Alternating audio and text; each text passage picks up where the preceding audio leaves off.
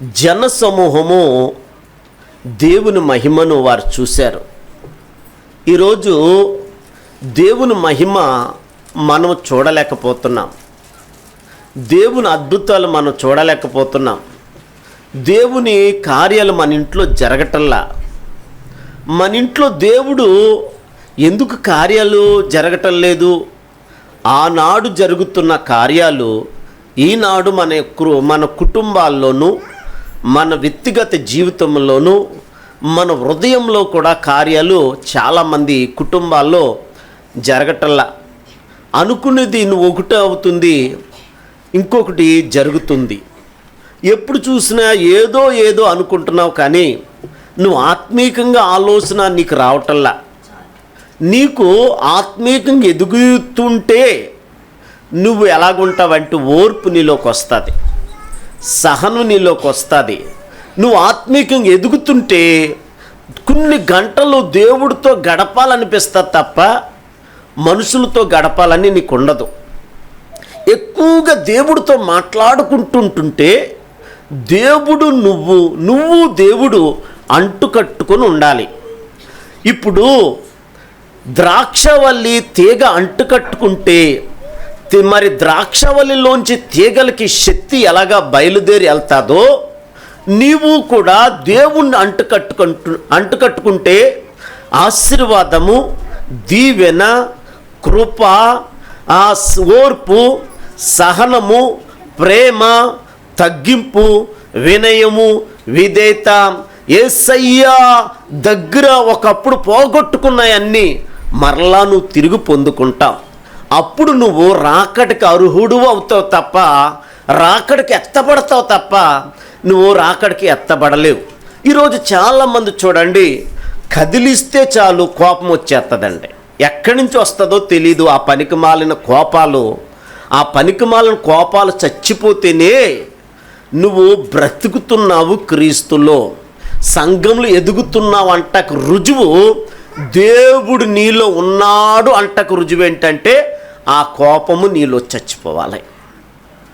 ఆ కోపం ఎప్పుడు చస్తాదో దేవుడు నీలో, అప్పుడు దేవుడు ఆత్మకార్యం నీలో జరుగుతుందని పరిశుద్ధాత్మ దేవుడు స్పష్టంగా నీతో మాట్లాడుతున్నాడు.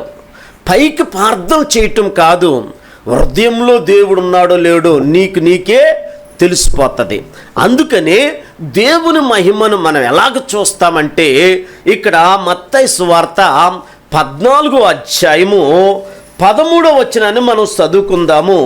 13వ వచనంలో ఏమైనా రాయబడి ఉందంటే, యేసు ఆ సంగతులు విని ధోని ఎక్కి అక్కడ నుండి అరణ్య ప్రదేశమునకు ఏకాంతంగా వెళ్ళాడు. ఆయన వీళ్ళందరికీ బోధించి వీళ్ళందరితో మాట్లాడి ఈయన ఒక్కడే ఏకాంతంగా నేను వెళ్ళిపోతున్నాను అని ఆయన వెళ్ళిపోయాడు. ఏకాంతంగా అక్కడ దాకా యేసయ్య వాళ్ళతో మాట్లాడిన తర్వాత వీళ్ళేమై ఉండాలి, ఎవరింటికి వాళ్ళు వెళ్ళిపోవాలి. అవునా కదండి?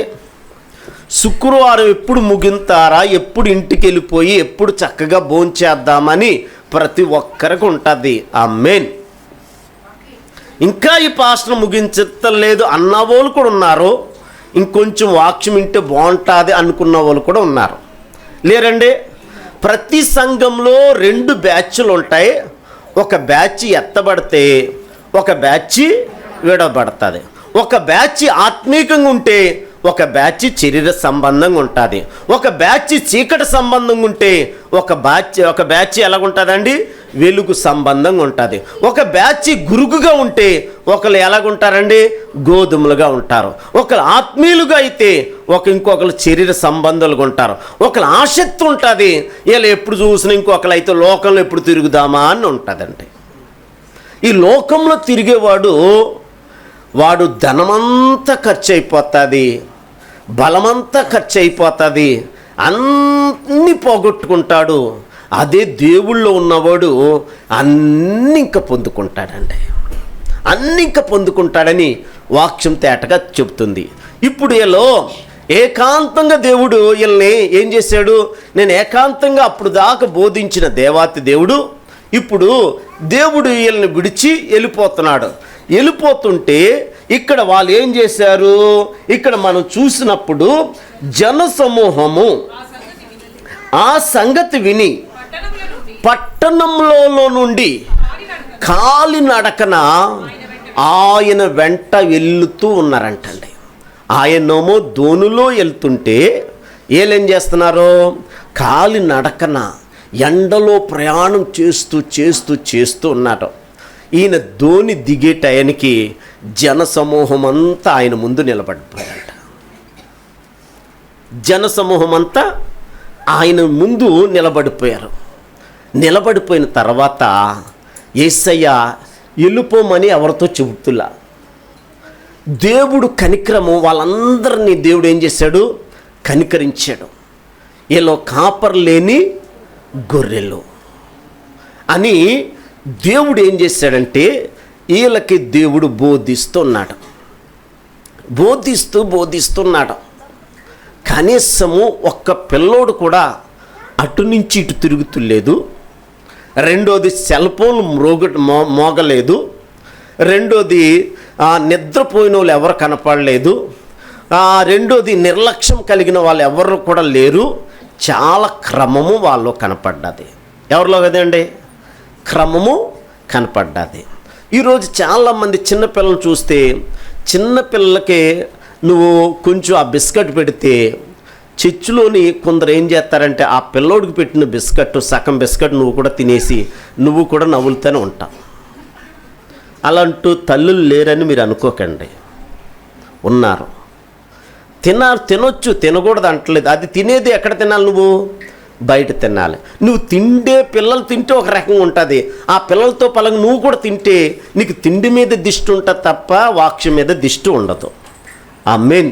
తినే కాడ తినాలి, నవ్వే కాడ నవ్వాలి, ఏడ్చే కాడ ఏడవాలి, దుఃఖపడే కాడ దుఃఖపడాలి.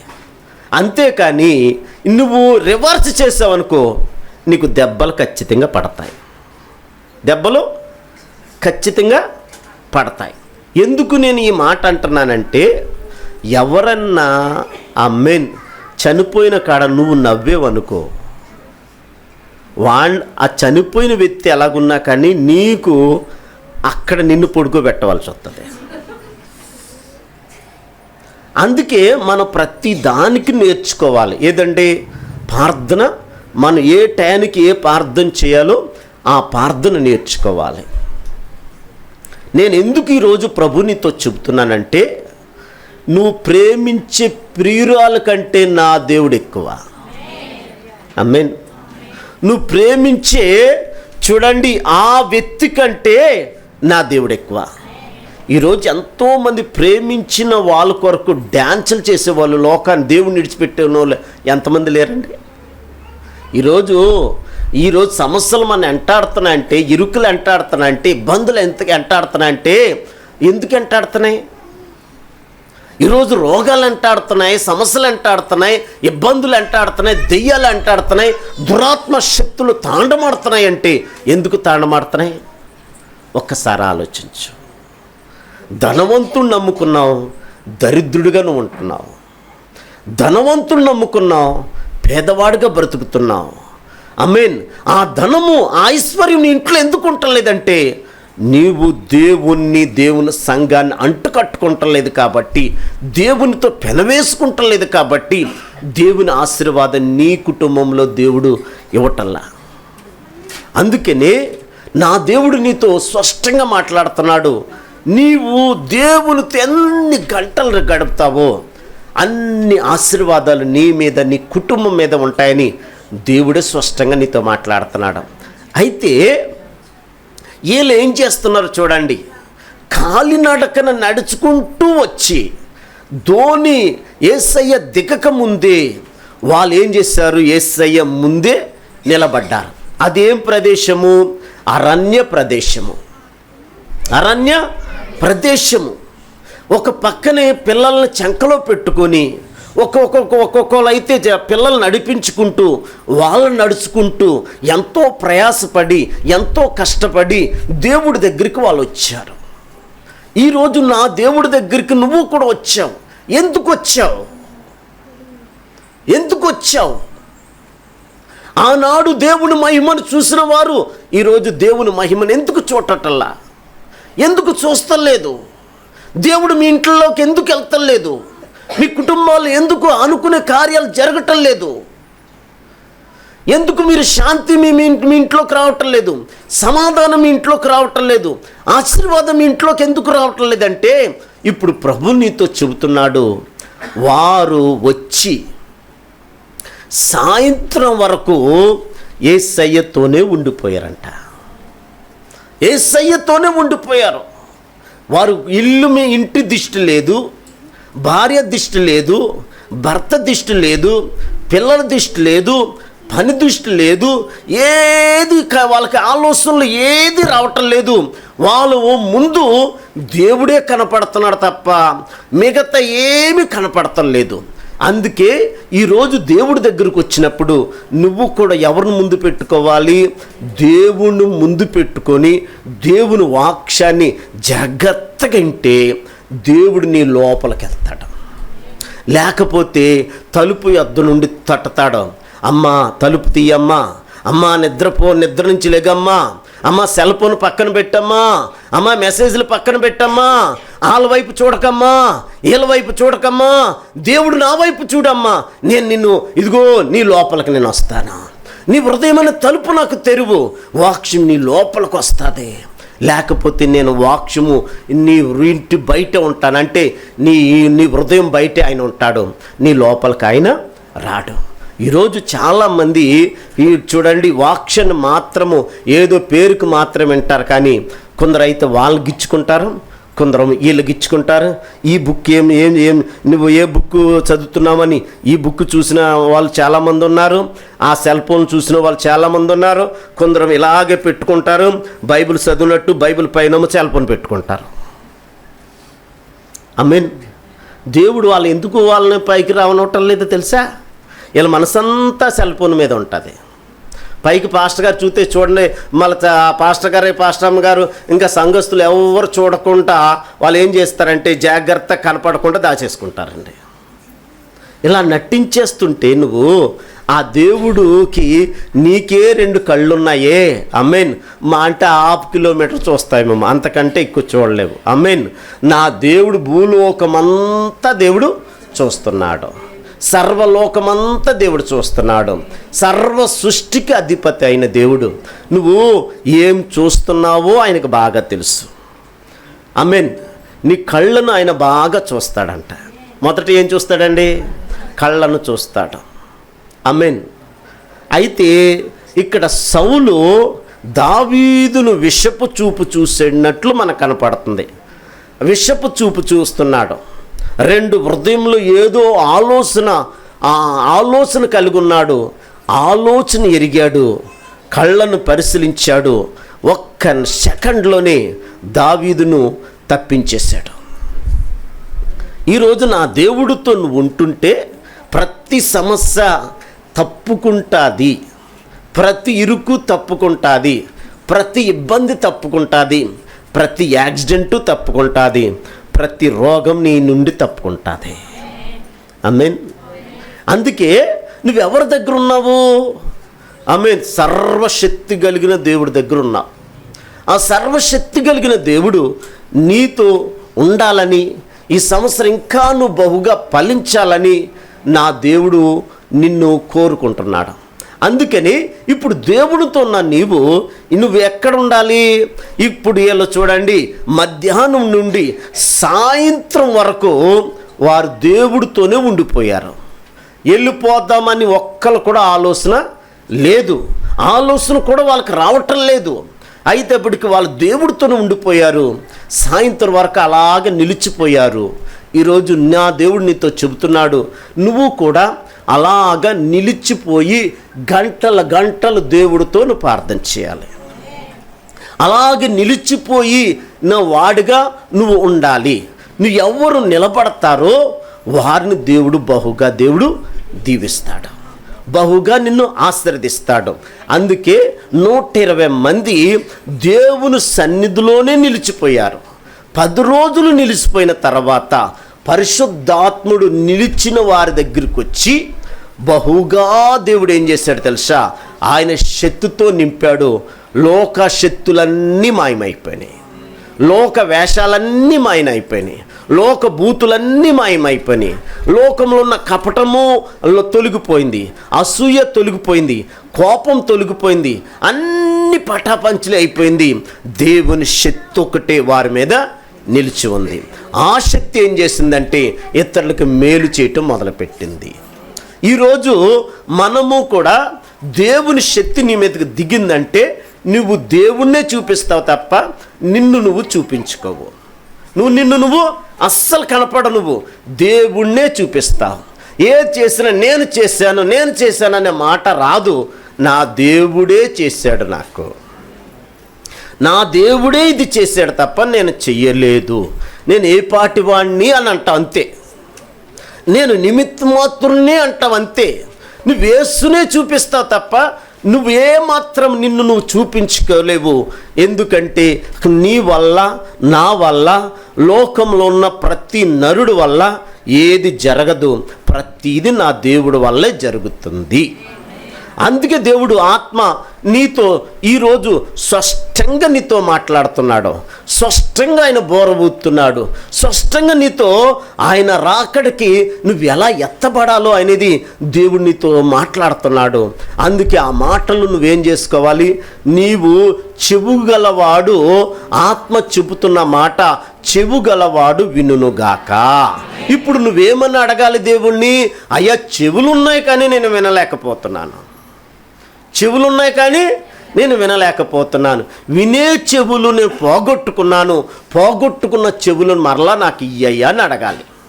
అప్పుడు దేవుడు ఏం చేస్తాడంటే అప్పుడు దేవుడు కార్యము నీకు దేవుడిస్తాడు. నువ్వు గ్రహించగలదవని వాక్యం నీతో తేటగా చెబుతుంది. ఇప్పుడు సాయంత్రం వరకు వాళ్ళు ఎక్కడ నిలిచిపోయారు? దేవుళ్ళలోనే నిలబడిపోయారు. ఏ ఆలోచన వాళ్ళు రాలేదు. ఈరోజు మన పిల్లలు దీవించబడతలేదంటే కారణం ఎవరు? తల్లిగా నువ్వు నిలబడతలేదు, తండ్రిగా నువ్వు నిలబడతలేదు. అందుకే మన పిల్లలు ఆశీర్వదించబడతల్లా. నువ్వు తల్లిగా నువ్వు నిలబడు, ఖచ్చితంగా దేవుడు కార్యం జరుగుతుంది. ఈరోజు సంతానం లేని బిడ్డలు కొంతమంది ఉన్నారు, వారి గర్భాలను నా దేవుడు తెరుస్తున్నాడు. మీ ఉపవాసాలు వ్యర్థం అవ్వలేదు, మీ కన్నీరు వ్యర్థం కాలేదు. ఆమేన్. ఆలస్యం అవుతుందంటే అద్భుతం దేవుడు మీ పట్ల నా దేవుడు చేయబోతున్నాడు. అందుకే దేవుడు వాగ్దానం చేసిన వాడు అబద్ధికుడు కాదు, అబద్ధం ఆడటానికి ఆయన నరుడు కాదు. అందుకే అబ్రహాముకు వాగ్దానం చేసిన దేవుడు అది జరిగించాడు. ఎలిజబెత్ జకరియా పట్ల దేవుడుగా కార్యం చేశాడు. ఈరోజు నా దేవుడు మీ పట్ల కూడా కార్యం చేసేసాడు. అంతే. నువ్వు అల్ప విశ్వాసం కలిగి ఉండొద్దు. నీకు మొదట ఎంత పట్టుదల ఉందో అదే పట్టుదలతో నా దేవుడు ఇచ్చాడు, నా దేవుడు కార్యం చేసేసాడు.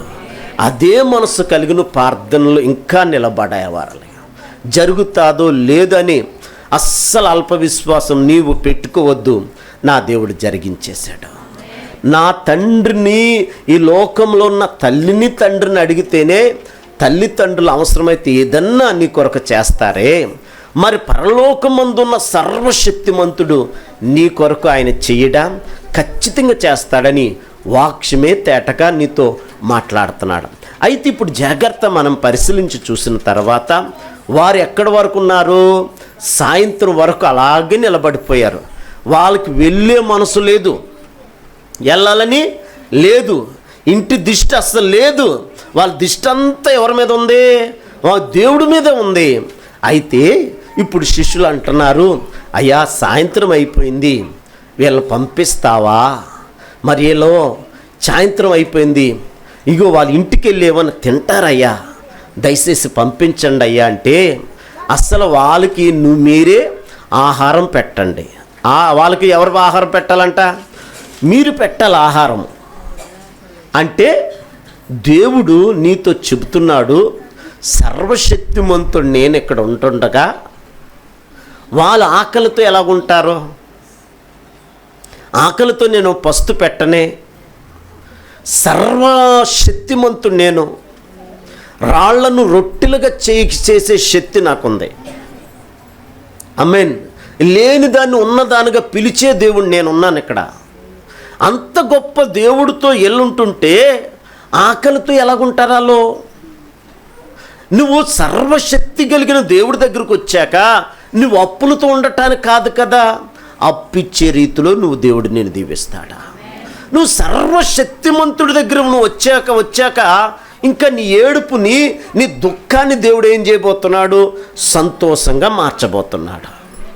ఆమేన్. నువ్వు గొడ్రాలు అని అనుకుంటున్నావు, లేదు, ఆ దేవుడు నీకు గర్భఫలం ఇచ్చాడు. అది దేవుడు చేయబోతున్నాడు ఈ సంవత్సరం. నువ్వు చూస్తావు అంతే. నువ్వు ఇల్లు అని ప్రార్థన చేస్తున్నావు, దేవుడు నీకు ఇల్లు ఇచ్చాడు. దేవుడు నీకు ఆశీర్వదిస్తున్నాడు. నా దేవుడు నీ జాబులో నువ్వు చాలా గలిబిలి ఉంటున్నావు. ఎక్కడ గలిబిలిగా ఉన్నావో ఆ గలిబిలిని దేవుడు బంధించి ఆ దుఃఖాన్ని దేవుడు ఏం చేసిపోతున్నాడు? సంతోషంగా మార్చబోతున్నాడు. ఈరోజు నీ భర్త మారలేదని ఏడుస్తున్నావు, నా దేవుడు నీ భర్తను మార్చేశాడు. నా భార్య మారలేదని నువ్వు ఏడ్చావు, నీ భార్యను నా దేవుడు మార్చాడు. ఈరోజు తాగుడుతో నా భర్త ఎంతో వేదన కలిగి ఉన్నాడని నువ్వు ఏడ్చావు, నీ భర్త నేను మార్చి చూపించాను. నువ్వెవరి దగ్గరికి వచ్చావు? నేను సర్వశక్తిమంతుడని నన్ను నేనే నిరూపించుకున్నాను. సమాధిని జయించి నేను నిరూపించుకున్నాను, నేను సర్వశక్తిమంతుడిని. ఆ శక్తిమంతుడి దగ్గరికి వచ్చాక నీ స్థితిగతులన్నీ మారుస్తాడు, నీ పరిస్థితులన్నీ మారుస్తాడు. నువ్వు ఉన్నట్టు ఉండవు, పైవాడుగా నా దేవుడు నిన్ను ఉంచబోతున్నాడని దేవుని వాక్యం తేటగా నీతో చెబుతుంది. ఇప్పుడు మీరే వారికి ఆహారం పెడతారన్నాడు. వీళ్ళు మానవులు కదా, మనుషులు కదా. అరణ్యంలో ఎలాగ మేము వంట చెయ్యాలి? ఎలాగ వంట చెయ్యాలి? మేము ఎలా పెట్టాలి? అందుకే దేవుడు నీతో మాట్లాడుతున్నాడు.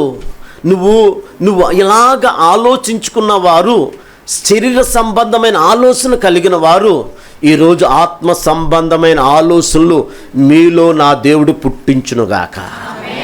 నా దేవుడు పుట్టించునుగాక. అయ్యా, ఇల్లు నేను ఎలా కొనాలి? నా దగ్గర డబ్బు లేదు అని నువ్వు ఆలోచన కలిగి ఉన్నావు.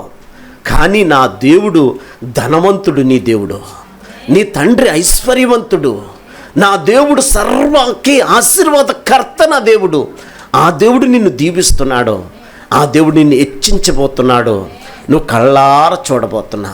ఇన్ని కోట్ల అప్పు నేను ఎలా తీర్చను నేను ఏడుస్తున్నావు. ఆ కోట్ల కప్పుకు దేవుడు మార్గం తెరిచాడు. దేవుడు మార్గం తెరిచాడు. నేను చచ్చిపోతాను, ఈ అవమానాలు పొందలేను బాబోయ్ అని ఏడుతున్నావు. నువ్వు పొందొద్దు. నీ కొరకు నేను అవమానం పొందాను, నీ కొరకు నేను ఏలనైపోయాను, నీ కొరకు నేను చనిపోయాను, లేచాను, దేవుడిగా నేను నీ ముందు నిలబడ్డాను. నీ అప్పు గురించి నువ్వు బాధపడొద్దు. నువ్వు నా సన్నిధిలో ఉపవాసం ఉండి ప్రార్థన చేయి. నువ్వు నా సన్నిధిలో బాప్తిసం పొంది నా సన్నిధిలో నిలబడు. నీ అప్పుకి నేనే త్రోవ చూపిస్తాను, నీ అప్పుకి నేనే మార్గం కొంటాను. నీ అప్పంతా నా భుజాల మీద ఎప్పుడో వేసుకున్నాను. ఎప్పుడు నా సన్నిధికి వచ్చావో నీ అప్పుడు నేను మోస్తూ వచ్చాను. నీవు నా సన్నిధికి రాకపోతే ఎప్పుడో నువ్వు చచ్చిపోతావు. కానీ ఇప్పుడు నేను బ్రతికిస్తున్నాను నిన్ను. నా కొరకు బ్రతుకు. ఏ అప్పులోడు కూడా నీ ఇంటికి వచ్చి ధైర్యంగా మాట్లాడే శక్తి ఎవరికి లేదని వాక్యమై ఉన్న దేవునితో మాట్లాడుతున్నాడు. ఎందుకంటే నీ తండ్రి శక్తిమంతుడు, నీ దేవుడు బలవంతుడు, నీ దేవుడు మహోన్నతుడు, నీ దేవుడు సర్వాధికారం కలిగిన దేవుడు. నువ్వు నమ్మావు, అందుకని నువ్వు నా పాదాలు పట్టుకో. ఆమేన్. నీ కష్టమంతా నాకు ఇంకా చెప్పు. ఆమేన్. నీ భర్తతో కలిసిన ప్రార్థన చెయ్యి. నీ పిల్లలు కూడా నా సన్నిధిలో నిలబెట్టు. అప్పుడు నేను కార్యం చేయబోతున్నాను. నేను కార్యం చేయటానికి నేను సిద్ధం కలిగిన దేవుణ్ణి నీతో సూటిగా మాట్లాడుతానని వాక్యమై ఉన్న దేవునితో మాట్లాడుతున్నాడు. ఇప్పుడు జాగ్రత్తలకిద్దాం. వారు ఆలోచనలు అన్నీ ఎలాగ ఆలోచిస్తున్నారు? శిష్యులు శరీర సంబంధంగానే ఆలోచిస్తున్నారు. మేము ఎక్కడా చూడండి టెంట్ హౌస్కి వెళ్ళి ఎంతమందికి మేము వంట చెయ్యాలి, ఎన్ని కూరగాయలు కొయ్యాలి, ఎన్ని రొట్లు చెయ్యాలి, మేము ఎలా చెయ్యాలి, ఎన్ని పుల్లలు తేవాలి, ఎక్కడ కారం తేవాలి, ఎక్కడ ఉప్పు తేవాలి, ఎక్కడికి వెళ్ళి ఏం తేవాలి, అయ్యో బాబోయ్ ఇప్పుడు చీకటి పడిపోతుంది, ఇప్పుడు ఎలా ఏం చేయాలని తల్లడిల్లిపోతున్నారు. ఆమేన్. హల్లెలూయా, హల్లెలూయా. నా దేవుడు నీ ఆలోచన అన్నీ ఎరిగిన దేవుడు. ఆలోచన ఇలాగా ఆలోచిస్తున్నారు ఎవరో శిష్యులు. ఆలోచిస్తుంటుంటే ఆలోచన ఎరిగిన దేవుడు ఏమన్నాడంటే, వాళ్ళ దగ్గర ఏది ఉందో అది నా దగ్గరికి తీసుకురండి అన్నాడు. ఆమేన్. నువ్వు నీ దగ్గరున్నది నువ్వే ఉంచుకుంటున్నావు, అందుకే సమస్యలు ఎక్కువైపోతున్నాయి. నీ దగ్గరున్నది దేవుడిచ్చింది నీ దగ్గర పెట్టుకుంటే ఆశీర్వాదం కాదు. నీ రెక్కల కష్టము దేవుడి సన్నిధిలో కుమ్మరించు. నీ దేవుడిచ్చిన ఆరోగ్యాన్ని దేవుడికి ఇయ్యి, దేవుడిచ్చిన జ్ఞానం దేవుడికి ఇయ్యి, దేవుడిచ్చిన దశం భాగము దేవుడిచ్చిన ఇగో నీకు కష్టార్జితం దేవుడి సన్నిధిలో ఇయ్యి, అది నీకు ఆశీర్వాదం. అంతేకాని దొంగిలించినట్లు దేవుడిచ్చిన చూడండి దశం భాగాన్ని కూడా దొంగిలించి నాకు సమస్యలు ఉన్నాయి, నాకు ఇరుకులు ఉన్నాయి, నాకు ఇబ్బందులు ఉన్నాయి, నాకు ఈ రోగాలు ఉన్నాయి, నాకు ఆ బాధలు ఉన్నాయి అంటాం కాదు. దేవుడికి ఇవ్వాల్సింది దేవుడికి ఇచ్చేవాళ్ళు. ఇప్పుడు దేవుడికి నువ్వు కరెక్ట్గా ఇవ్వటం నేర్చుకుంటే ఆమేన్, ఆశీర్వాదము కరెక్ట్గా నీ మీదకి నీ కుటుంబం మీదకి దేవుడు రాబోతున్నాయి. అందుకే చాలా భయం కలిగి ఉండాలి, చాలా భక్తి కలిగి ఉండటానికి నువ్వు ప్రయత్నం చేయి. నీ దగ్గరున్నది నాకు ఇయ్యి అన్నాడు దేవుడు. అడుగు. ఎవరిని అడగమన్నాడు దేవుడు? శిష్యులను అడగమన్నాడు. అమ్మా మీ దగ్గర ఏమున్నాయి? మీ దగ్గర ఉన్నాయి నాకు ఇవ్వండి. ఎవరు ఇవ్వటం. మీ దగ్గర ఏమున్నాయి, నా మాట వినపడుతుందా? మీ దగ్గర ఉన్నాయి నాకు ఇవ్వండి అన్నాడు. ఎవరు ఇవ్వటంలా. అయితే ఇద్దరు చిన్న బిడ్డలు లేచి వాళ్ళు తినకుండా ఐదవుడికి మా దగ్గర 5 రొట్లు 2 చేపలు ఉన్నాయి ఇగోండి అని ఇచ్చేసారండి. అయితే ఆ చిన్న పిల్లల మనసు ఈరోజు సంఘ బిడ్డలందరికీ యేసు నామములో వచ్చునుగాక. ఆమేన్. 5 రొట్లు 2 చేపలు దేవుని మహాకృపను బట్టి చూడండి శిష్యుల చేతులకి వెళ్ళినాయి. శిష్యుల చేతుల్లో నుంచి ఇప్పుడు ఎవరి చేతుల్లోకి వెళ్ళినాయి?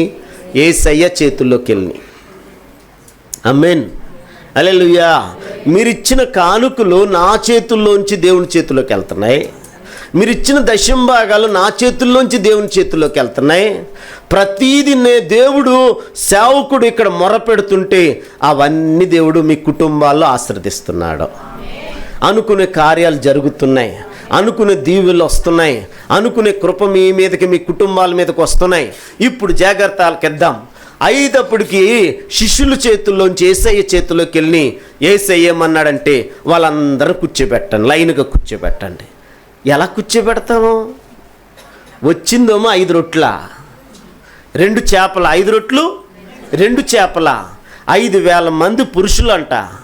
ఆమేన్. స్త్రీలు ఉన్నారు, చిన్నపిల్లలు ఉన్నారు. గట్టిగా తింటే ఒక్కడే తినేస్తాడయ్యి. కొంచెం ఆహారం ఎక్కువ తినేవాడైతే ఒక్కరికి సరిపోదు. ఆఖరికి పొద్దునుంచి సాయంత్రం వరకు ఏం తినలేదు వాళ్ళు. ఆవురు అని ఉన్నారు. హల్లెలూయా. ఎప్పుడు పెళ్ళిళ్ళు జరిగినా టయానికి భోజనాలు పెట్టుదురుగాక. ఆమేనండి. హల్లెలూయా. లేకపోతే తిరిగి మళ్ళీ మీరు రెండోసారి మళ్ళీ వంట చేసుకోవాలి. నిజమండి. ఎప్పుడన్నా పెళ్ళిళ్ళలో టయానికి మధ్యాహ్నం అయ్యిందంటే భోజనాలు పెట్టేసండి. కొంచెం లేట్ అయ్యిందంటే ఆమేన్ మళ్ళీ మీరు వండుకోవాలి. ఒకసారి ఏం జరిగిందంటే ఒక పెళ్ళిళ్ళలో నిజంగా జరిగిందంటండి. ఏం జరిగిందంటే ఆమేన్ 12:30కి భోజనాలు అన్నారు.